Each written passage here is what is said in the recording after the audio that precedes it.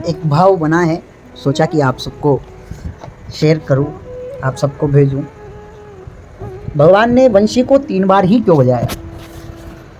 भगवान ने जब रास की बात आई, भगवान पिता रात्रि शरदोत्फुल्ल मल्लिकाम वीक्षरंतुम मनश्चक्रे योग माया मुपाश्रिता।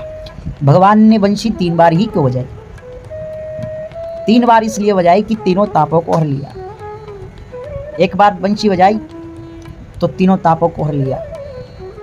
एक बार बंशी बजाई तो तीनों जन्मों के पाप हर लिए। एक बार बंशी बजाई तो हमारे अंदर भक्ति का संचार पैदा कर दिया। पहली बार जब बंशी बजाई तो सब जड़ चेतन में विराजित ऋषियों को जगा दिया।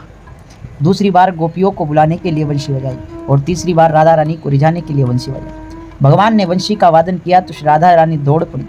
लाखों ऋषि जड़ चेतन जड़ बनकर के वृंदावन से बरसाने के बीच के रास्ते में कोई रज बन जाता, कोई रज बन जाता, कोई पुष्प बनकर, कोई वृक्ष बनकर, छाया बनकर राधा और कृष्ण के मिलन का इंतजार करते। राधा जी आज दौड़ी है महाराज, कभी नहीं दौड़ी राधा रानी।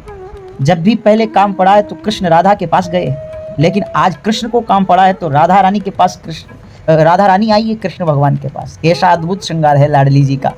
मुख की शोभा ऐसी कि करोड़ों कामदेव लजा जाए। आंखों की भंगिमा ऐसी कि सूर्य और चंद्रमा का प्रकाश आंखों में आ गया हो। केस ऐसे बिखर रही है कि मानो कि चंद्रमा पर बादलों का साया पड़ गया हो। राधा जी दौड़ रही है। राधा जी के गले में पड़ी हुई माला ऐसी सुशोभित हो रही है कि करोड़ों चंद्रमाओं को घिस घिस करके मोती बना दिया हो और उसी की माला राधा रानी को धारण करा दी हो। कान के कुंडल इस तरह से हिल रहे हैं कि मानो बिजली कंपायमान हो रही हो। पैर की नुपुर इस तरह बज रही है कि मानो किसी ने आकर के 28 नक्षत्रों और 9 ग्रहों और 12 राशियों को लाकर के राधा रानी के चरणों में नुपुर बना करके बांध दिया हो। केसरिया रंग की साड़ी ऐसे शोभित हो रही है कि किसी ने भोर से जाकर के लालिमा छीन करके राधा रानी की साड़ी में भर दी हो। राधा जी दौड़ रही है। संतों में से एक संत ने अपने नेत्र बिछा दिए, एक संत ने हाथ बिछा दिए, एक भोले संत ने अपना मन बिछा दिया, एक संत ने तो हद ही कर दी। उसने सोचा मैं क्या बिछाऊं, तो उसने अपने प्राण ही बिछा दिए। जब राधा जी दौड़ रही है तो काले बालों की लट बार बार आकर के मुख मंडल पर पड़ रही है। ऐसे लिपट रही है कि जैसे कोई नाग चंदन के पेड़ पर लिपटता हो। संत परेशान है। पवन देव से कहा कि तुम कुछ मदद करो, राधा रानी के मुख कमल का दर्शन नहीं हो रहा है। जब पवन देव ने आकर के राधा रानी के बाल को आगे मुख पर न आने से रोक लिया और पीछे की ओर किया तो राधा रानी के सिर में लगी हुई चंपा के पुष्प का गजरा एक एक पुष्प कर कर करके टूट करके गिर रहा है और चरणों के सुंदर प्रहार से कुचला जा रहा है।